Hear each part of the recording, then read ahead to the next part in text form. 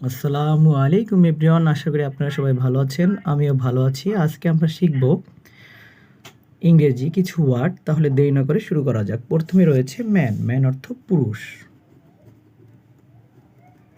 Man অর্থ কি? পুরুষ। আর মেন অর্থ পুরুষেরা। পুরুষেরা। মিন। মিন অর্থ বোঝানো। মিন অর্থ হলো বোঝানো। মেইন অর্থ আসল বা প্রধান। আসল বা প্রধান। নো অর্থ জানা। নো অর্থ না। নট অর্থ না। নন অর্থ একটিও না। একটি ও না। পেন অর্থ